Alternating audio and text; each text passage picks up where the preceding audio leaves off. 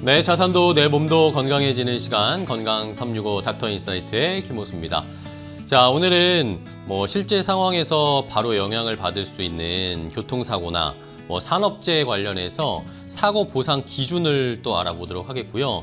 예기치 못한 상황에 대비하는 사망보험금 보상의 구조, 이것도 궁금하신 분들 많으실 텐데 보험 닥터와 함께 자세하게 이야기 나눠볼 겁니다. 그리고 마지막으로 또 오해가 많은 리프팅 시술의 현실, 또 한계까지 차분하게 알려드릴 테니까요. 하나하나 끝까지 함께 해주시기 바랍니다. 자, 건강 365 닥터 인사이트 오늘도 세 분의 전문가와 함께 할 텐데요. 첫 번째 함께 해주실 전문가부터 화면으로 먼저 인사드리겠습니다.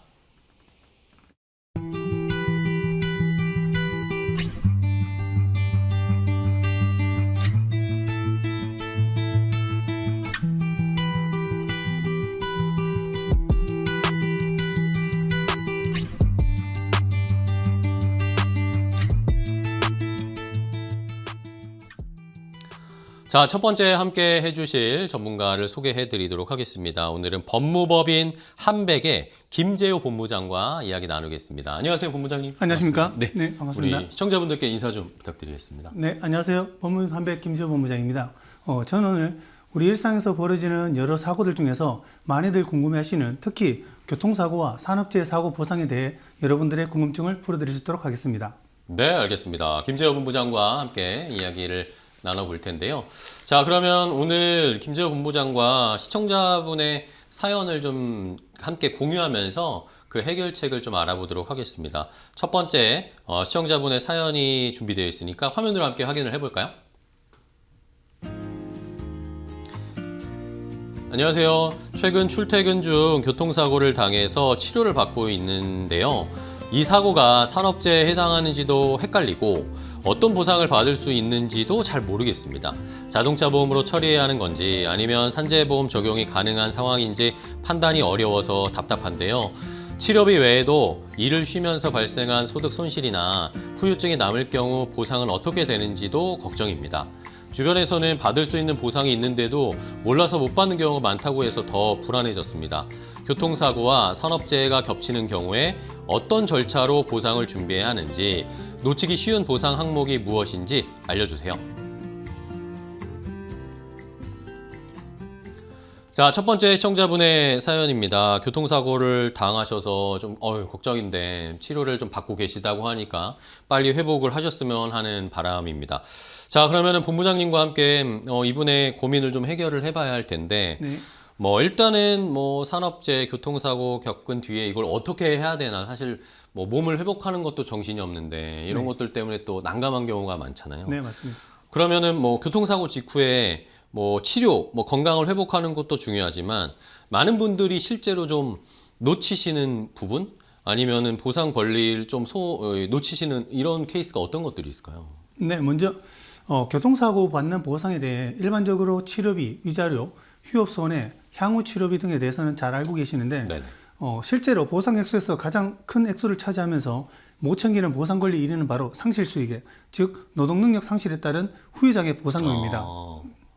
네, 겉으로는 멀쩡해 보여도 디스크가 파열되었거나 심하게 돌출되어 신경을 압박하거나 압박골절 등으로 이제 변형이 생긴 경우, 골절 인대 파열 등으로 팔다리가 정상적으로 기능하지 않는 경우 등이 그것입니다. 네.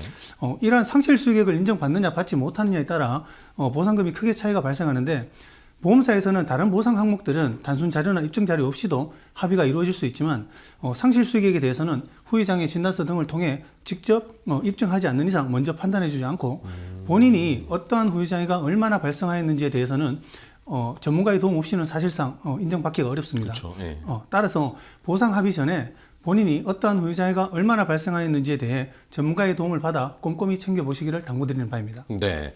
말씀해 주신 것처럼 이 후유장애가 어느 정도의 단계인지 수준인지 저희가 일반인들이 판단할 수가 없는 상황이니까 말씀해 주신 것처럼 후유장애 진단서 같은 것들을 잘 준비를 해야 할 것 같은데, 근데 만약에 그러면 보험사에서 네. 발생한 사고에 대해서 이것을 경미한 사고다라고 이렇게 판단을 하게 되면 네. 그러면 보상을 받을 수 있는 저희 액수도 줄어들게 되는 건가요? 우선 경미한 사고라는 표현은 네네. 일반적으로 차량이 파손이 경미할 경우에 사용되는 용어입니다. 그런데 이러한 차량의 파손 정도와 몸의 부상 정도가 반드시 일치하는 것은 아닙니다. 그렇죠. 예. 그래서 경미한 사고이지만 차량의 상태라든지 충격 부위, 충격 당시의 자세, 그다음에 본인의 신체 능력에 따라 여러 상황에 따라서 환자의 부상이 커질 수도 있고 반대로 대형 사고이지만 환자의 부상이 경미할 수도 있습니다. 그렇죠. 보험사가 경미한 사고임을 원인으로 이제 장기 치료나 정밀 검사는 불필요한 과잉 진료라고 압박하거나 부상 급수가 낮은 경상 환자, 즉 상해 급수 12급에서 14급에 해당하는 환자를 몰아서 조기 합의를 보통 권유를 하는데 이러한 것들이 전부 다 이제 손해액을 최소화하려는 움직임이 대부분입니다. 그러나 이제 사고의 경중은 보험사에서 판단하는 것이 아니라 전문의의 진단과 내 몸의 상태가 결정하는 것이므로 사고의 경중과 관계없이 사고로 인해 몸에 어떠한 이상이 발생하였다면 정밀검사, 추가 진단, 충분한 치료 등을 통해 피해에 따른 정당한 보상을 받으시기를 권유드리는 바입니다. 그렇죠. 내가 몸이 아픈데 뭐 차량 파손이 적었더라도 사실 뭐 후유증이 남을 수도 있는 거고 네. 그런 것들은 저희가 꼼꼼하게 판단을 해서 전문가나 의사와 함께 좀 판단을 해봐야 될 것 같습니다. 네. 그러면은 보험사에서 근데 또 아까 합의 이야기 살짝 해주셨잖아요. 네네. 근데 사실 또 웬만하면 합의하시죠. 뭐 그냥 이런 식으로 권유하는 경우들도 꽤 있잖아요. 네네. 근데 이것은 괜찮을까요? 그냥 합의하는 게? 일단 결론부터 말씀드리면 보험사에서 서두르는 데는 다 그만한 이유가 있다는 겁니다. 그런가요? 설마 보험사에서 피해자가 걱정되어서 빨리 조기 합의를 하시고 정신적 육체적 안정을 찾으시라고 하는 게 아니고 네네. 일단은 보험사의 지출 비용을 조기에 확정 짓고 손실을 최소화하기 위해서 그런 경우들이 대부분입니다. 네네. 일반적으로 뭐 교통사고가 단순 접촉사고나 경미한 사고일 경우에는 병원에서 이제 정밀 진단이나 치료 같은 것도 받지 않으시고 뭐 심지어 어떤 환자분들은 뭐 상호 당일날 한의원 같은 데 일에 통원하시고 다음날 보험사 담당자와 통화로 뭐 바로 합의하시는 분들도 많이 있습니다. 실질적으로. 그러나 이제 교통사고는 후유증이 발생할 위험성이 크고 환자가 본인의 몸 상태를 다 알 수는 없습니다. 그렇죠. 네. 그리고 이제 수면장애 등 심리적 손상까지도 발생할 수 있기 때문에 조기 합의를 하고 나면 그 이후에는 이러한 손해를 보상받을 수 있는 방법이 사실상 어렵습니다. 네. 따라서 합의의 기준은 몸 상태가 고정된 이유가 합의의 원칙이므로 본인의 몸 상태를 좀 과신하신다거나 또 검사를 게을리한 결과로 향후 보상 처리할 때 뭐 정밀 검사 이런 충분한 검사 이런 거 없이 했다가 네네. 나중에 이제 곤란한 상황에 닥칠 수 있으므로 주치의로부터 반드시 고정되는 몸 상태를 확인받으신 후에 합의를 진행하는 것을 권유드리는 바입니다. 알겠습니다. 뭐 빨리 또 그런 분들이 계시잖아요. 이거 막 복잡하고 막 길게 끌면 네네. 더 힘드니까 그냥 빨리 합의하자라고 생각하시는 분들도 계신데 끝까지 좀 잘 체크를 하셔야 된다는 거 좀 네. 강조를 드렸고요. 만약에 그러면 이제 교통사고 때문에 변호사를 내가 만약에 선임하고 도움을 받았다. 네. 그럴 경우에는 이것도 보상 대상이 될 수 있나요? 네. 이 변호사 선임 비용 관련해서는 요즘 운전자 보험 때문에 흔히들 이슈가 많이 되어 있는데 네네. 보험 가입 시기별로 약간의 차이가 있습니다. 이제 예전에 기존 약관상으로는 피보험자가 이제 구속된 경우나 검찰의 약식 기소 제외한 이제 공소 제기된 경우 네. 약식 기소 약식 명령에 의해서 정식 재판이 청구된 경우에 보상 대상이 되는데 최근 경찰 조사 포함하는 약관에서는 피해자가 사망하거나 중대법규 위반 교통사고로 피해자를 다치게 한 경우나 자배법 부상 등급상 1, 2, 3급에 해당하는 부상을 입힌 경우에는 경찰 조사 후에 불송치된 경우에도 불송치된 경우나 검찰의 약식 기소 또는 이제 불기소된 경우에도 선임 비용 보상이 됩니다. 그러나 이제 이러한 경우에 해당되더라도 보상이 안 되는 경우가 있는데 고의 사고라든지 피보험자가 음주, 무면허, 약물 상태에서 운전하던 중 발생한 사고를 일으키고 도주한 경우, 자동차를 경기용, 연습용, 시험용으로 사용하던 중 발생한 사고나 피보험자 이외의 운전자가 운전하던 중 발생한 사고는 보상되지 않으니까 반드시 주의해 주시기 바랍니다. 아울러 변호사 선임 시점도 매우 중요한데요. 네네. 공소 제기된 이후에 변호사 선임 비용을 보장하는 약관은 경찰 조사 단계에서는 비용을 보장받을 수 없다는 것과 경찰 조사 단계에서부터 보장하는 약관은 반드시 사고 발생 직후에 변호사를 선임하셔서 조력을 받으셔야 형량에 유리한 결과를 받으실 수 있다고 말씀드릴 수 있겠습니다. 알겠습니다. 변호사 선임을 하실 때도 참고를 시청자분들이 잘 해보시면 좋을 것 같고요. 이번에는 그러면 형사합의금 얘기를 좀 해봐야 될 텐데 형사합의금은 어쨌든 이게 그냥 내가 개인 돈으로 다 부담해야 되는 거다라고 알고 계신 분들이 많던데 이게 맞는 건가요? 네. 결론적으로 말씀드리면 일부는 맞고 일부는 틀립니다. 그래요? 네. 일반적인 형사 사건에서 합의금은 전액 개인이 부담하는 게 맞습니다. 네네. 그런데 이제 우리 교통사고와 관련해서는 보험 체계가 갖춰져 있기 때문에 본인이 가입한 운전자 보험 교통사고 처리 지원금 특약이나 자동차 보험에서 법률 병률 비용 지원 특약에 가입하신 경우에는 이 담보로 보상 가능하십니다. 보상되는 사고로는 이제 피해자를 사망하게 한 경우나 네. 중대법규 위반 교통사고로 피해자를 다치게 하셨거나 일반 교통사고로 피해자에게 중상해를 입혀 형법 및 교통사고 처리 특례법에 따라 공소 제기되거나 자동차 사고 부상 등급표상 상해급수 1, 2, 3급에 해당하는 부상을 입힌 경우에 형사합의를 해서 합의금을 부담하게 된 경우 이제 보상이 됩니다. 근데 이러한 경우라도 조금 전에 말씀드렸던 것처럼 변호사 선임 비용과 마찬가지로 네네. 고의사고라든지 피보험자가 음주, 무면허, 약물 상태에서 운전하던 중 발생한 사고나 사고를 일으키고 도주한 경우 자동차를 경기용, 연습용, 시험용으로 운전하던 중 발생한 사고, 피보험자 이외의 자가 운전하던 중 발생한 사고는 보상되지 않습니다. 그런데 여기서 주의하실 부분은 네. 형사합의금 보상 한도가 가입하신 보험상품 및 특약에 따라 상이하므로 반드시 형사합의 전에 본인의 사건에 따른 형사합의금 보상 한도를 확인하셔야 됩니다. 형사합의 시점 역시 사건 종결 후나 가해자 처벌이 완료되고 난 이후에는 보상되기 어렵기 때문에 반드시 그 이전에 형사합의를 해서 경찰서나 검찰청, 법원에 형사합의서를 제출해야 된다는 점을 유념해 주시기 바랍니다. 네, 알겠습니다. 자, 그러면 이번에는 산재 관련된 이야기로 좀 넘어가 볼 텐데, 만약에 산재 신청을 한 경우에 내가 업무상재해로 인정을 받지 못하는 그런 케이스도 있을 수 있나요? 네, 생각보다 이제 산재 신청을 했는데 네. 업무상 재해로 인정받지 못하는 경우가 많고 이에 따른 분쟁도 많습니다. 근로자 입장에서는 업무로 인해 발생한 재해라는 입장이고 근로복지공단 입장에서는 업무로 인한 재해가 아니라는 입장에서 발생하는 문제이니 단순히 일하다가 다쳤다거나 일 때문에 아프다는 주장만으로는 업무상 재해로 인정받을 수 없는 경우가 많기 때문입니다. 많은 분들이 산재가 까다롭다고들 말씀하시는데 업무상 재해가 불인정되는 가장 큰 이유는 다쳤다라는 사실보다는 업무와의 관련성을 입증하지 못했기 때문입니다. 업무상 재해를 판단할 때 업무 수행성과 업무 기인성이라는 두 가지 기준으로 설명하는 것이 보통인데 업무 수행성은 사용자의 지배 또는 관리 아래 이루어지는 근로자의 업무 수행 및 그에 수반되는 통상적인 활동 과정에서 재해 원인이 발생하는 것을 의미하고 업무 기인성은 업무와 재해 사이의 인과관계, 즉 업무를 하지 않았다면 생기지 않았을 재해가 업무 때문에 발생하였거나 기존 질병 등이 악화된 경우 등을 말하는 것입니다. 따라서 이러한 업무 수행성과 업무 기인성을 인정받을 수 있도록 산재 신청서 작성 시에 업무로 인한 사고임과 업무로 인해 발병 악화되었음을 요건에 맞게 구체적으로 작성해 주시고 관련 입증 자료를 첨부하는 것이 중요하다고 말씀드리겠습니다. 네. 자, 그러면 이번에는 요양불승인 관련된 내용인데 요양불승인을 받으면 이게 그걸로 그냥 끝나고 종결이 되는 건지 아니면 이걸 뒤집을 수 있는 경우도 있는지 이것도 궁금해요. 네, 당연히 뒤집을 수 있습니다. 최초 불승인 되었다가 업무 관련성을 입증하거나 의학적 인과관계 소견 보완 등을 통해서 뒤늦게 인정받은 사례도 적지 않습니다.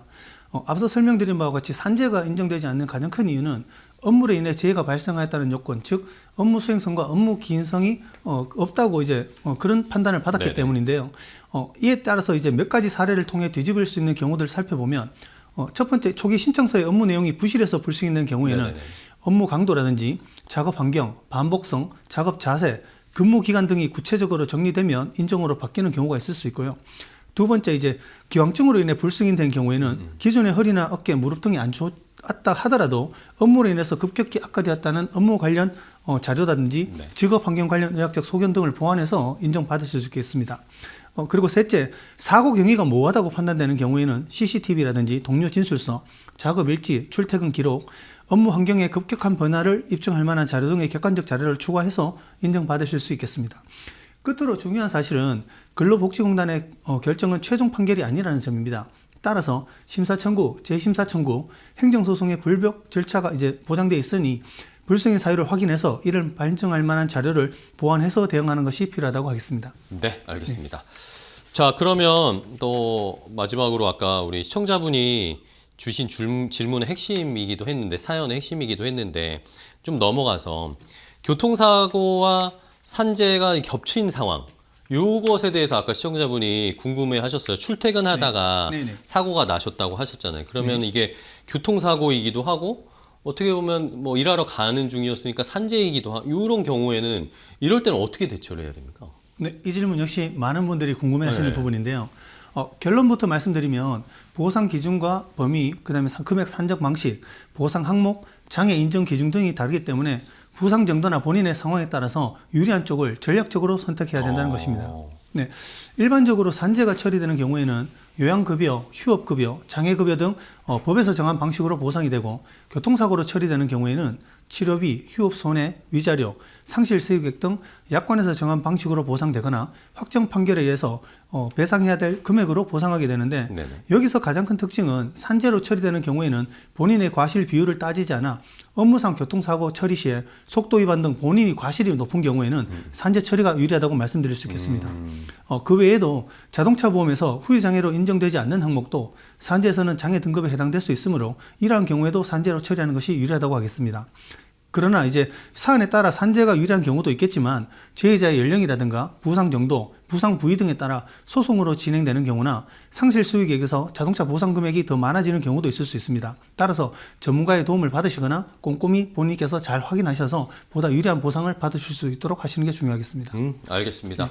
자, 첫 번째 시청자분이 궁금해하셨던 내용, 이게 산재로 처리를 해야 할지, 교통사고로 처리를 해야 할지, 요걸 좀 고민하셨는데, 그거는 이제 케이스마다 구체적으로 들어가면 좀 달라질 수 있으니까 네네. 전문가와 조금 더 상담을 해보실 필요가 있겠다라고 설명을 해주셨습니다. 잘 참고해 주세요. 자, 오늘 법무법인 한백의 김재호 본부장과 함께 했는데요. 본부장님 오늘 또 좋은 정보 잘 자세히 알려주셔서 감사하고요. 다음에 또 뵙도록 하겠습니다. 네, 고생 많으셨습니다. 감사합니다. 네. 고맙습니다.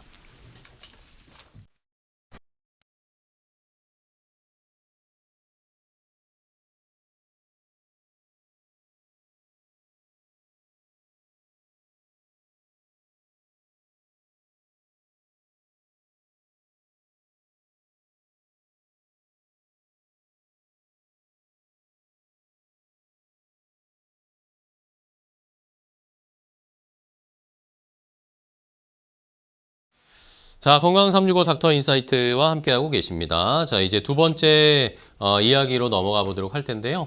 두 번째 함께 해주실 보험 닥터 소개해드리겠습니다. 화면으로 먼저 만나보시죠.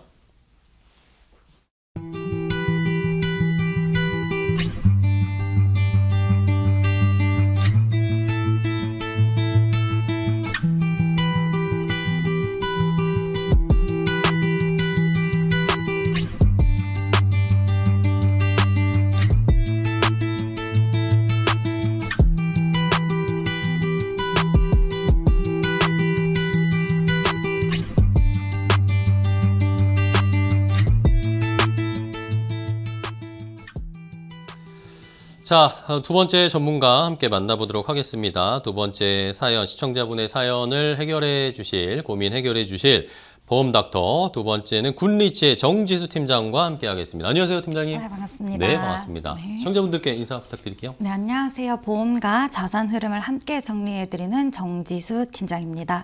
오늘도 많은 분들이 궁금해하시는 보험 자산에 대해 핵심 꼭 알으셔야 할 핵심만 딱 집어서 말씀드리겠습니다. 네, 알겠습니다.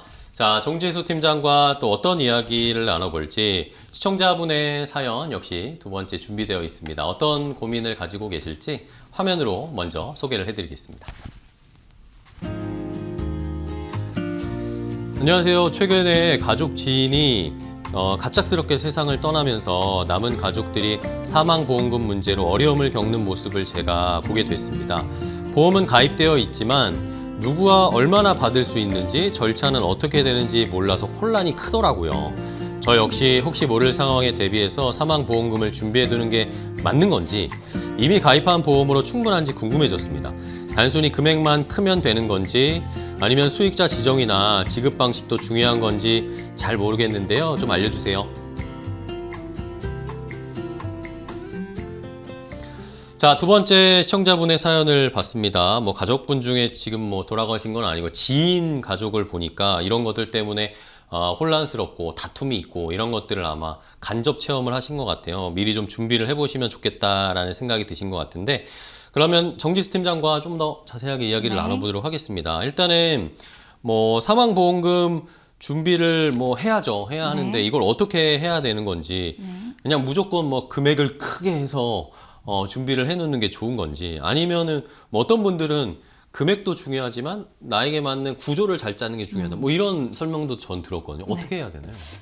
많은 분들이 사망 금액은 보험금은 무조건 크면 네네. 좋은 게 아니냐 이렇게 말씀을 많이 하시는데 아나운서님 같은 경우에는 모든 사망의 영역에서 보장을 받으시는 게 좋으세요? 아니면 특정한 한 부분에서 이렇게 딱 받으시는 게 좋으세요? 물론 뭐 다 받으면 좋겠지만 네. 그러면 보험금 비싸겠죠?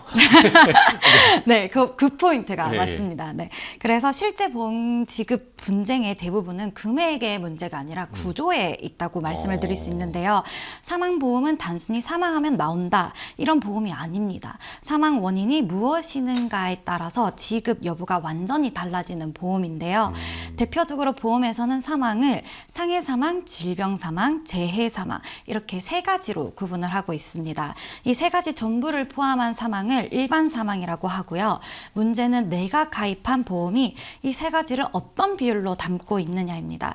예를 들어서 상해 사망만 크게 들어가 있는 경우에는 상해 사망만 보장이 되기 때문에 질병 사망이 거의 없으시거나 아니면은 완전히 없으신 경우에는 뭐 암이라든지 심장질환이라든지 뇌질환으로 사망을 하시게 되는 경우에서는 보험금이 나오지 않습니다. 그래서 사망보험은 내가 5억을 가입했느냐 10억을 가입했느냐 이런 것보다는 어떤 사망에 얼마가 어떻게 확실히 나오느냐가 훨씬 더 중요하다고 말씀을 드릴 수 있겠습니다. 그래서 시청자분들께서 가장 먼저 확인해 보셔야 할 건 딱 두 가지인데요. 네. 일반 사망 또는 질병 사망이 충분한지 먼저 보시고 상해나 재해만으로 사망 구조가 되어 있는지, 실제로 상해망, 재해 사망만 가입을 해 놓으시고는 나 사망보험금 한 5억 정도 있다고 얘기를 들었는데 이렇게 말씀하시는 분들이 굉장히 많으시거든요. 그렇지만 이런 구조로만 가입이 되어 계시면 질병으로 사망했을 경우에는 보험금이 거의 나오지 않으시기 그렇죠. 때문에 사망보험은 크게 가입하시는 보험이 아니라 가장 현실적인 사망 원인에 맞게 제대로 설계되어 있어야 하는 보험이다. 그래서 보장 금액 보다 보장 구조가 훨씬 더 중요하다고 말씀을 드리고 싶습니다. 알겠습니다. 뭐 두 가지의 중요한 기준을 네. 말씀을 해주셨는데 일반 사망이나 질병 사망으로 충분히 준비가 되어 있는지 아니면 상해나 재해 사망만으로 구조를 짜놓은 건 아닌지 네. 요거를 잘 판단을 해보셔야 된다라는 거고요. 그러면은 뭐 상해 사망보험금 상해 사망으로 보장받을 수 있는 요 사항을 체크해 볼 때 뭐 교통사고나 뭐 여러 가지 사고가 있을 그렇죠. 수 있는데 일상에서 그냥 발생한 사고로도 상해 사망 보장을 받을 수 있는 거예요? 네, 그 상해 사망이라고 하시면 다들 교통사고로 네네. 굉장히 많이 그쵸. 네. 생각을 일반적으로. 하시죠. 왜냐하면 주변에서 상해로 인해서 어떻게 사망을 했다 이런 건이 잘 없으시니까. 그쵸, 네, 상해 사망이 꼭 교통사고처럼 큰 사고건만 포함을 하는 게 아니라 보험에서 말하는 상해 사망은 급격성, 외래성, 우연성 이 세 가지를 충족을 해야 합니다. 네. 그래서 먼저 급격성이라고 하면 말 그대로 급격한, 그러니까 짧은 시간 안에 발생한 사고여야 한다는 점과 우연성은 본인이 예측하지 못하고 의도하지 않은 사고여야 합니다. 그리고 외래성은 외부의 물리적인 원인으로 발생하여야 한다는 의미이기 때문에 이 세 가지를 전부 충족하시면 일상 중에 발생한 사고라도 상해 사망으로 인정될 수 있습니다. 예시를 몇 가지 들어보면 네네. 집에서 바닥이 젖어 있어서 그걸 모르고 미끄러져서 머리를 이렇게 부딪혀서 사망한 경우. 그래서 이런 거는 급격성, 우연성, 그리고 외부 충격이라는 외래성 모든 요건을 충족하시기 때문에 상해 사망에 해당될 수 있다고 말씀을 드릴 수 있고요. 네네. 그리고 또 계단을 내려오시다가 발을 헛디뎌서 사망하시는 경우들이 네네. 있는데 그렇게 추락하셔서 그런 경우에도 상해 사망으로 판단될 수 있다. 이렇게 말씀을 드릴 수 있겠습니다. 그리고 다만 겉으로는 상해 사망처럼 보이더라도 질병이 먼저 발생했는지의 여부가 개입이 되어 버리게 되면은 또 보상 여부가 달라질 수는 있는데요. 예를 들어서 계단에서 쓰러지셔서 사망을 했지만 네. 실제는 그 원인이 심장을 부여잡고 심근경색으로 사망을 하셨다든지 아니면은 뭐 내가 이렇게 운전을 하시다가 교통사고로 사망을 하셨지만 사실은 그 사안이 뇌출혈이나 뭐 내가 백내장으로 앞이 보이지 않는 않아서 사망을 하시거나 이 역시 상해 사망이 아닌 질병 사망으로 보시는 경우가 굉장히 많습니다. 그래서 상해 사망은 교통사고뿐만 아니라 일상사고도 포함이 될 수는 있지만 사망의 직접적인 원인이 외부 사고인지 질병 사고인지에 따라 보장 여부가 달라질 수는 있다. 이렇게 이해해 주시면 감사하겠습니다. 네. 그러면은 말씀해 주신 것처럼 상해 사망과 질병 사망의 케이스가 두 개가 크게 있는데 그럼 이것도 실제 보장받을 때 액수 차이가 나는 건가요? 실제 액수 차이가 있나요? 그렇게 실제 액수 차이가 굉장히 많이 그래요? 나죠. 네, 실제로 상해 사망과 질병 사망은 지급 금액의 문제라기보다는 설계 난이도에서부터 차이가 크게 나거든요. 그래서 먼저 상해 사망 같은 경우에는 상해로 인한 사망만 보장을 하는 구조이기 때문에 네네. 보험사 입장에서도 교통사고로 사망한 한류, 내가 넘어져서 사망한 한류, 운동하다가 사망한 한류 이런 위험 예측이 비교적 좀 명확하다. 네, 좀 그렇겠죠. 굉장히 확률이 낮다 이렇게 봐주시면 돼서 그래서 같은 보험료 대비 보장 금액이 크게 설정하기가 쉽고 연령이나 건강 상태에 대한 제한도 상대적으로 덜한 편인데 질병 사망은 조금 다릅니다. 암이라든지 심장질환이라든지 뇌질환처럼 사망 가능성이 훨씬 높은 원인을 직접 보장하는 구조이기 때문에 보험사 입장에서는 위험 부담을 크게 잡을 수밖에 없는데요. 그래서 질병 사망은 가입 연령 제한이 훨씬 더 엄격하고 그러니까 나이가 많으면 많을수록 가입이 좀 어렵고 보험료가 높고 그리고 건강 상태에 대한 심사도 훨씬 더 까다롭고 그리고 동일한 금액을 보장을 받으시려면 보험료 역시 훨씬 더 높다 이렇게 봐주시면 되는데 이런 구조적 차이들 때문에 보험을 보다 보면 상해 사망은 정말 크게 들어가신 분들이 많고 질병 사망은 없으시거나 작게 들어간 경우가 굉장히 많이 만들어 드립니다. 하지만 앞서 말씀드린 것처럼 실제 사망 원인의 대부분은 상해보다는 질병이 훨씬 더 많이 발생하시기 때문에 보장 금액만 보면 상해 사망이 커 보일 수는 있어도 실제로 가장 가능성 높은 상황에서 보험 역할을 하는 거는 질병 사망이시기 때문에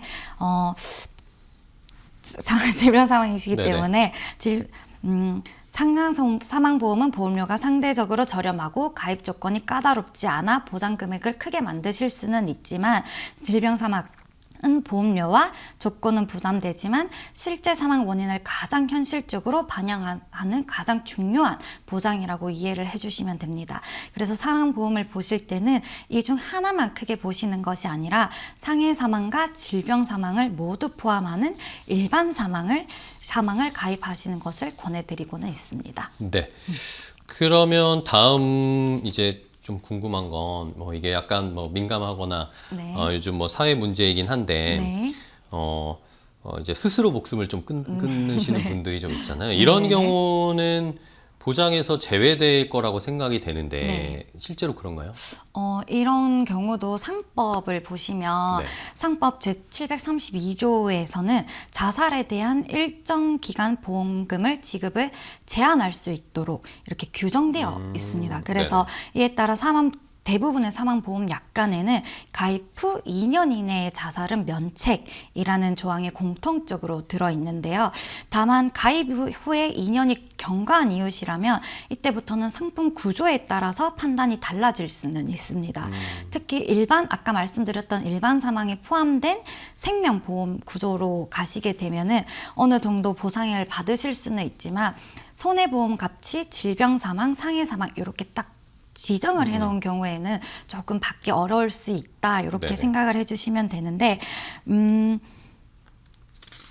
네, 그래서 또 이런 부분에서 제일 많이 물어보시는 부분이 네네네. 사실은 정신질환으로 많이 예, 물어보세요. 왜냐하면 그러니까 목숨을 스스로 끊으시는 경우에 대부분은 아무래도 정신질환의 문제가 제일 크기 때문에 이런 부분에서 그런 이력들에 대해서 굉장히 많이 물어보시거든요. 그래서 정신질환 이력이 있다고 해서 자살 보장이 자동적으로 제외되는 거는 아닙니다. 판단 기준은 보험 가입 당시에 내가 고지가 정상적으로 이루어졌는지 그리고 두 번째로 해당 질환과 사망 원인 사이에서 직접적인 인간관계가 있었는지를 보시기 때문에 이런 것들은 금융감독원 분쟁 조정 사례와 법원 판례에서 반복적으로 확인되어 왔습니다. 그래서 자살 여부나 고의성 판단도 보험사가 임의로 결정하는 것이 아니라 경찰 조사 결과라든지 사망 진단서와 의사소견 그리고 현장 기록 등 객관적인 자료를 종합해서 판단을 하게 됩니다. 네. 그래서 실제로는 자살이냐 아니냐 이런 문제보다 가입 후 2년이 지났는지 그리고 일반 사망에 포함된 구조인지 그런 구조적인 여부가 보장 여부를 가리는 핵심적인 기준이 됩니다. 그리고 정리하자면 자살은 무조건 보장 제외는 아니고 무조건 보장도 아닌 가입 후 2년 이내는 원칙적으로 면책이 적용되고 2년이 지난 이후에는 상품의 사망 구조와 약관에 따라서 일반 사망으로 보장될 수 있다. 이렇게 이해해 주시면 되겠습니다. 알겠습니다. 자, 그러면은 마지막으로는 우리가 생명보험, 손해보험 요거를 좀 구분해야 될 것 같아요. 네. 사망보험은 일반적으로 많은 분들이 이거 당연히 그냥 생명보험에 드는 게 맞지 않나? 라고 생각을 하시는데 네. 사망보험을 생명보험, 손해보험 뭐 조금 구분을 해볼 필요가 있을까요? 일반적으로 생명보험이라고 생각하는 거에 또 다른 판단 기준도 있을 것 같아요. 네, 아까 말씀드렸듯이 생명보험으로 들어야 손해보험으로 들어야 하는 것은 더 어디가 좋냐라는 문제가 아니라 네네. 어떤 목적이냐에 조금 더 기준을 두심이 좋다라고 말씀드릴 수 네네. 있겠습니다. 먼저 사망보험을 처음 준비하시는 단계라고 하시면 저는 생명보험 중심으로 가져가시는 게 더 맞다고 말씀을 드리고 싶습니다. 손해보험에도 물론 질병 사망이나 상해 사망 이런 보장 구조가 있기는 하지만 100세 만기나 만기가 정해져 있는 경우가 굉장히 많고 보험료는 생명보험과 비슷하게 내시게 되면서도 정작 사망 가능성이 가장 높아지는 시점에서는 보장이 끝나버릴 수도 있다는 단점들이 있기 때문이고요. 반면에 생명보험의 사망보험 같은 경우에는 종신 구조를 기본으로 깔고 질병, 상해, 재해를 포괄하는 일반 사망으로 보장되는 경우가 굉장히 많기 때문에 언제 사망하든 보장이 이어진다는 점에서 사망보험의 본래 목적에 더 부합하다라고 말씀을 드릴 수 있겠습니다. 그래서 사망 자체에 대한 대비, 가족의 생활 자금이나 경제적인 공백을 목적으로 준비하시는 경우에는 생명보험이 중심이 네네. 되는 구조가 더 합리적이라고 말씀을 드릴 수 있고요. 다만 이미 생명보험으로 종신사망 보장이 내가 원하는 수준까지 충분히 준비가 되어 있으신 경우에는 그 다음은 선택이라고 말씀을 드릴 수 있는데요. 네네. 예를 들어서 운전을 너무 많이 하시는 분이라서 교통사고에 많이 노출되어 있으신 경우거나 직업이나 생활 패턴상 사고 위험이 큰 경우시라면은 손해보험에 상해 사망 보장만 딱 가입을 하시는 경우도 보완하는 목적으로서 굉장히 괜찮기 때문에 그런 경우에는 손해보험을 가입을 하시는 걸 추천을 드립니다. 그래서 결국 사망보험은 생명보험이냐 손해보험이냐의 문제가 아니라 내가 어떤 사망 위험을 이미 커버하고 있고 무엇을 추가로 보완하려 하는지를 기준으로 판단하셔야 된다고 보시면 될 것 같습니다. 네, 알겠습니다. 뭐 기본적으로는 생명보험으로 준비를 해놓고 거기에 추가적으로 더 내가 준비할 수 있는 여유가 있으면 뭐 또 손해보험 쪽에서의 추가적으로 또 약관을 더 집어넣는 그런 전략이 필요하다라고 정리를 해주셨습니다. 알겠습니다. 자, 오늘 굿리치의 정지수 팀장과 함께 했는데요. 오늘 사망보험 관련해서 자세하게 또 정보 알려주셔서 감사하고요. 다음에 기회 되면 또 뵙도록 하겠습니다. 오늘 고생 많으셨습니다. 네, 반갑습니다. 고맙습니다. 네.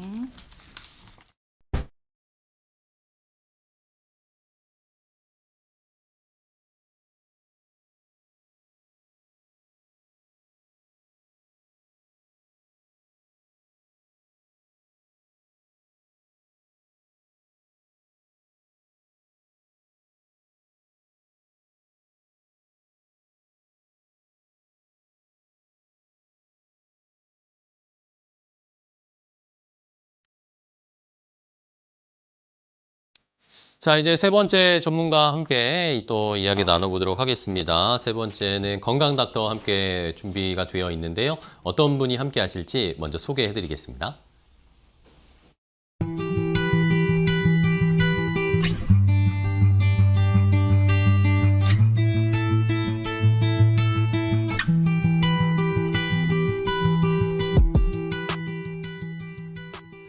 자, 세 번째 건강 닥터 함께 하겠습니다. 뷰티풀 한의원의 박지훈 대표원장 함께 하겠습니다. 안녕하세요, 원장님. 반갑습니다. 안녕하세요. 반갑습니다. 네, 우리 시청자분들께 인사 좀 부탁드릴게요.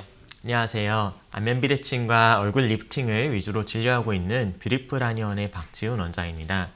여러분들의 다양한 얼굴 고민에 대해 특히 최근 많이들 하고 계시는 리프팅과 관련해서 여러분들의 궁금증이 있다면 그 부분을 해결해 드리기 위해서 이렇게 나오게 됐습니다. 네, 알겠습니다. 자, 그러면 이제 박지훈 대표 원장님과 어떤 이야기를 나눠볼지 시청자분의 사연이 또 준비되어 있습니다. 어떤 이야기를 가지고 계실지, 고민을 가지고 계실지 화면으로 먼저 확인해 보겠습니다. 안녕하세요. 요즘 거울을 볼 때마다 얼굴선이 예전 같지 않다는 생각이 들어서 리프팅 시술에 관심이 생겼습니다. 특히 효과가 좋다는 후기만큼 과장된 건 아닐지도 약간 걱정이 되는데요. 주변에서는 시술만으로도 동안 효과가 확실하다고 하는 사람도 있고 사람마다 차이가 크고 기대만큼 변화가 없을 수도 있다는 이야기도 들었습니다. 어떤 경우에 도움이 되는 시술인지 혹시나 부작용이나 주의할 점은 없는지도 궁금합니다. 자, 세 번째 시청자분의 사연을 함께 들어봤습니다. 요즘 동안 얼굴과 피부, 얼굴 예쁜 것을 추구하는 건 누구나 아마 다 원하시는 것일 텐데, 그래서 오늘 원장님과 더 자세하게 좀 얘기를 해볼게요. 우리 시청자분의 사연을 들어보니까 리프팅 시술에 좀 관심이 생기신 것 같아요. 이게 리프팅 시술을 하면은 효과가 좋다는 분도 있고, 또 효과가 생각보다 그렇게 좋지 않다 하는 분들도 계시다고 그런 이야기를 들었는데, 자, 어떤 게 맞을까요? 네, 흔히들 이제 리프팅 시술 후에 얼굴이 확 끌어올려지기를 원하시는 분들이 많이 있어요. 다만 이제 개인에 따라 굉장히 차이가 많이 있을 수 있는 부분이 있는데요. 실제로 우리가 광고에서 많이 보는 시술 전후 사진들을 보면은 한쪽은 되게 크고 한쪽은 작다든지 조명의 차이가 난다든지 위치가 다른 위치에서 촬영을 하게 된다든지 이러한 요인으로 인해서 좀 과장되게 나와 있는 부분들도 많이 있습니다. 그래서 사실 이러한 부분이 있지는 않은지 확인을 하면서 어떤 광고나 효과에 대해서 생각을 해봐야 될 거고요. 또 예전에는 좀 더 강력하거나 좀 인위적인 방식의 리프팅 시술을 좀 더 많이 했다면 최근에는 그런 것보다는 좀 더 자연스러운 형태의 리프팅을 좀 더 선호하는 추세에 해당하는 그런 추세입니다. 그렇기 때문에 이런 부분에서 어느 정도의 리프팅이 될 수 있는지는 사실 시술자와 협의를 통해서 확인을 해보는 것이 필요하다. 이렇게 이해를 하시면 되실 것 같습니다. 네, 알겠습니다. 광고나 이런 것들은 워낙 과장되거나 극적인 효과를 주거나 이런 거니까 거기에 현혹되지 말고 실제로 이제 시술하시는 분과 또 상담을 하면서 판단을 해봐야 되겠죠. 근데 또 주변에 분들 보면 내가 큰 돈 들여가지고 리프팅 받았는데 막상 별로 효과가 없더라. 별로 차이가 없더라고 하시는 분들도 간혹 계세요. 그런 분들은 왜 그런 거예요? 맞아요. 의외로 이제 리프팅 시술을 통해서 굉장한 효과를 보시는 분들도 있고, 내 생각보다는 그렇게 만족스럽지 않거나 잘 모르겠다 이런 분들도 있으세요. 이러한 원인이 다양하게 있는데요. 일단 첫 번째로는 시술 부위가 얼굴 핵심 부위를 건드리지 못한 그런 상태입니다. 사람에 따라서 얼굴의 깊은 층에 문제가 있는 경우가 있고 얕은 층에 문제가 있는 경우가 있는데, 이러한 부위에 따라서 다른 부분을 제대로 건드리지 못했다거나 적합하지 않은 시술이 들어갔을 때 좀 더 효과가 낮거나 체감하지 못하는 그런 부분이 있을 수가 있고요. 두 번째로는 너무 큰 기대를 많이 하셔서 변화에 대한 기대가 너무 크신 경우입니다. 이런 경우에는 사실 우리가 한 번에 20년, 30년 전에 회춘을 하기에는 좀 그런 기대치가 너무 높은 거거든요. 네네. 좀 적절한 정도의 기대를 가지고 현실적인 부분에 맞추어서 기대를 가졌을 때 리프팅 효과에 대해서 우리가 생각을 해볼 수 있는 부분이고요. 그리고 또 세 번째로는 생활 습관이라든지 자세 이러한 다양한 부분들에 대해서 평소에 관리가 필요한 부분에 대한 개선이라든지 어떤 안내를 받지 못했을 때입니다. 사실 우리가 리프팅을 했을 때 그 리프팅을 하고 그게 바로 끝나는 것이 아니고 그 이외에도 사후 관리라든지 평소에 관리를 해야 될 부분들이 있을 텐데, 이런 부분들이 관리가 되지 않는다고 하면 고가의 리프팅 시술을 받고 나서 아무래도 이후에 좀 아쉬운 결과를 얻어낼 수가 있어요. 그렇기 때문에 이러한 부분들에 대해서 좀 정확하게 안내를 받고 시술을 받는 것이 아무래도 더 좋을 거다. 이렇게 생각을 하시면 될 것 같아요. 네, 알겠습니다. 자, 그러면은 뭐 원장님도 병원에 이 울세라나 써마지나 이런 고가 장비 들이시느라 투자 많이 하셨을 텐데 이런 게 모두에게 필요하고 모두에게 효과적일까라는 것도 사실은 좀 생각을 해봐야 될 것 같아요. 네. 맞아요. 사실 이제 다양한 장비들이 있고 그 중에서는 고가에 해당하는 뭐 예를 들면 울세라든지 써마지아 같은 장비들도 있을 텐데요. 네. 우리가 모든 사람이 다 고가의 시술 혹은 어떤 특정한 장비를 하는 것이 적합하냐라고 했을 때 저는 꼭 그렇지는 않다고 생각을 하거든요. 네. 당연히 이제 고가의 장비는 좋은 효과가 있을 것이고 특정한 의도하는 그런 방향에 맞춰서 나올 수 있겠지만 개인차가 있을 수 있고 꼭 고가의 장비라고 해서 더 좋은 효과를 나타내지는 않을 수 있어요. 일례로 써마지아 같은 장비를 우리가 많이 사용을 하는데 저 같은 경우는 꼭 써마지보다는 오히려 뭐 국내산으로 나온 텐서마 같은 장비를 좀 더 선호하는 편이거든요. 그래서 이 장비라는 것은 어떤 도구에 불과한 부분이지 장비가 뭐 만능이다 아니면 장비를 통해서 모든 걸 해결한다 이렇게 생각하지는 않는 게 좋고요. 그렇다고 하면은 우리가 이 리프팅 장비를 어떻게 선정해야 될지에 대한 3가지 정도의 기준을 안내를 드릴 수가 있을 텐데요. 첫 번째로는 우리 피부 혹은 얼굴에 탄력 저하의 원인이 어디에서 기인하는지를 먼저 알아봐야 됩니다. 피부의 얕은 층에서 뭐 발생할 수도 있고요. 조금 더 깊은 층에서 발생할 수도 있을 텐데 이러한 부분들 중에서 어떤 부위에 해당하느냐에 따라서 어떠한 장비를 선택할 것인가 이거를 이제 생각을 해볼 수가 있을 거고요. 두 번째로는 우리의 피부의 나이라든지 두께라든지 이런 특징들에 대해서 고려를 해야 합니다.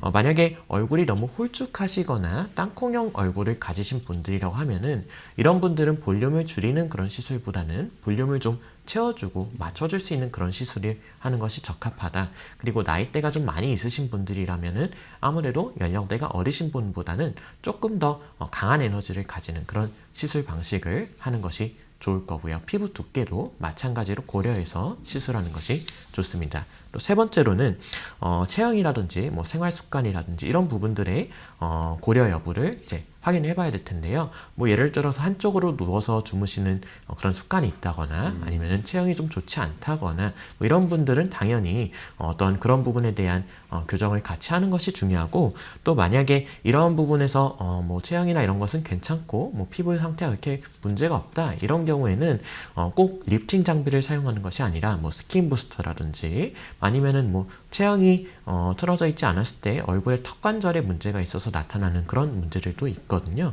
그런 것들을 뭐 치료한다든지 이런 방식을 통해서도 리프팅을 우리가 할 수 있는 부분이 있어요. 그래서 단순히 어떠한 장비를 선택하느냐 이것이 중요하다기보다는 어떠한 원인이고 어떠한 상태인지 그거에 맞춰서 시술을 하는 것이 가장 중요하다. 이렇게 보시면 될 것 같습니다. 네, 알겠습니다. 뭐 말씀을 해주신 것처럼 상황에 맞게 그 개개인에 따라서 또 치료 방법이 달라질 수 있겠는데 어쨌든 그래도 리프팅의 비수술 리프팅 시술이 많은 분들이 또 효과를 느끼시고 만족을 하고 계신 건 뭐 사실인 것 같아요. 근데 뭐 이런 비수술 리프팅으로도 안 되는 케이스들도 있을 것 같아요. 그래서 뭐 안면 거상술 뭐 이런 것까지 생각하시는 분들도 있으신 것 같은데 이런 게 필요한 상황은 언제일까요? 맞아요. 이제 사실 우리가 리프팅 시술이 당연히 좋은 장점이 있고 효과를 내지만 만능은 아니거든요. 네네. 그래서 다양한 상황에 따라서 그에 맞는 뭐 시술이라든지 어떠한 처치를 해야 될 필요가 있을 텐데요. 흔히들 이제 굉장히 많이 처짐이 발생하는 뭐 60대라든지 70대 이후에 굉장히 노화가 많이 진행되신 분들 같은 경우는 비수술적인 리프팅을 통해서 얻을 수 있는 효과가 상대적으로는 제한적일 수 있어요. 그렇기 때문에 이런 분들 같은 경우는 내가 리프팅 시술을 한번 받아서 뭐 내 주름이 다 펴지고 탄력이 완전히 보강되고 이러한 정도를 기대하기보다는 오히려 만약에 이런 주름이 굉장히 깊고 처짐이 많이 심하신 분들이라면은 안면 거상술과 같은 어떤 수술적인 방법도 생각을 해보거나 뭐 고려를 해볼 수는 있겠습니다. 다만 이 안면 거상술과 같은 어떤 수술적인 방법은 일생에 몇 번 이상 하기도 어렵고 하고 나서 어떤 회복 기간도 굉장히 오래 걸리는 그런 경향이 있기 때문에 보다 신중하게 접근해야 될 필요가 있고요. 네. 평소에 뭐 리프팅적인 부분에 어떤 비수술적인 방법을 통해서 관리를 해왔다고 하면은 반드시 이런 수술이 필요하거나 그런 것은 아니라고 볼 수 있겠습니다. 네, 알겠습니다. 그러면은 어쨌든 지금 얼굴 안면 리프팅 이야기를 하고 있으니까 얼굴이 처지면 내가 그냥 겉으로 보이는 피부의 문제이다라고 생각하시는 분들이 대다수시잖아요. 근데 이게 진짜 아까도 살짝 설명을 해주시긴 한 것 같은데 얼굴 이런 처짐의 진짜 원인이 피부가 아니라면서요? 아닐 수도 있다. 네. 맞아요. 이제 뭐 피부가 물론 처져 있는 그런 분들도 있겠지만 사실 우리 얼굴은 피부만 있는 것은 아니고 그쵸. 안쪽에 근육이라든지 뭐 지방이라든지 뼈와 같은 여러 조직들이 구성이 되어 있어요.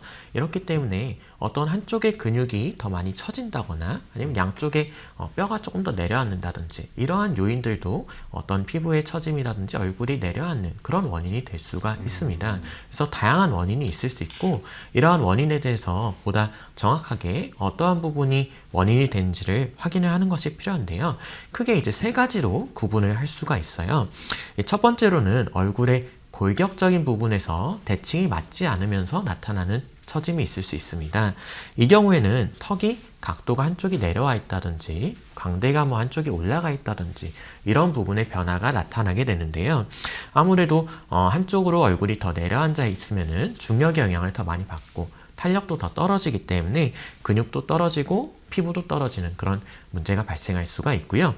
두 번째로는 얼굴 근육의 불균형입니다. 골격 부분뿐만 아니라 근육의 움직임도 다를 수가 있어요. 한쪽 표정을 더 많이 쓴다든지 한쪽으로 음식을 더 많이 씹는다든지 하는 그런 상황에서 문제가 발생할 수가 있고요. 이런 경우에는 사실 리프팅 시술보다는 근육의 밸런스를 맞춰주는 그런 시술 방식을 하는 것이 좋습니다. 네. 또 세 번째로는 체형이나 몸이 틀어져 있는 상태인데요. 우리가 체형이 틀어지면 단순히 몸만 틀어지는 것이 아니라 얼굴이 비튼다거나 턱관절에 문제가 생긴다거나 이런 상황이 발생할 수가 있습니다. 이러한 상황에서는 마찬가지로 얼굴의 전체적인 균형이 무너지면서 처짐이 더욱 발생할 수가 있을 거고요. 이러한 부분이 있을 때는 우선적으로 이러한 부분에 대해서 처치를 하고 난 이후에 그 다음에 리프팅 시술이 됐을 때 가장 적합하고 효과적인 리프팅에 대한 효과를 얻을 수가 있다. 이렇게 정리를 해볼 수가 있겠습니다. 네, 알겠습니다. 뭐 이게 단순히 피부의 문제만은 아닐 수 있다라는 나의 자세나 평소의 생활 습관도 분명히 영향을 미치는 요인이니까 그런 것들도 하나씩 교정을 하시는 게 좀 필요할 것 같아요. 자, 그러면은 마지막으로 이 리프팅 시술을 지금 받고 싶어 하시는 분들이 계실 텐데 시술 전에 꼭 점검해야 할 부분이라든지 또 고려해야 할 것들 마지막으로 좀 당부의 말씀 좀 부탁드릴게요. 일단 리프팅 같은 경우는 그 장비도 굉장히 다양하고 일반인들이 어떠한 것이 효과적인지 알기가 어려운 그런 특성이 있어요. 그렇기 때문에 어떠한 리프팅 장비를 내가 꼭 치료받아야겠다 이런 것보다는 먼저 시술자의 그런 의견을 들어보고 시술자가 보았을 때 더 적합하거나 효과가 잘 날 수 있는 그런 시술 방법들이 있을 거거든요. 그렇기 때문에 그러한 부분을 경청을 해보면서 내가 어떠한 시술을 할 것인지 이런 부분을 선택을 하는 것이 저는 가장 중요하다고 봅니다. 그래서 이러한 부분을 먼저 확인을 해보고 신뢰할 수 있는 시술자와 상담을 통해 내 얼굴이 어떻게 하면 더 개선이 될 수 있는지를 확인해 보시는 것이 가장 좋을 것 같습니다. 네, 알겠습니다. 자, 오늘 뭐 많은 분들이 궁금해 하시죠. 뭐 리프팅 시술 현실은 어떻게 되는지, 또 어떤 경우에 효과적이고 어떤 분들은 또 다른 방법이 필요한지 자세하게 좀 설명을 들어봤습니다. 뷰티풀 한의원의 박지훈 대표원장과 이야기 나눴는데요. 원장님 오늘 또 좋은 정보 알려주셔서 감사하고요. 다음에 또 뵙도록 하겠습니다. 고생 많으셨습니다. 감사합니다. 고맙습니다.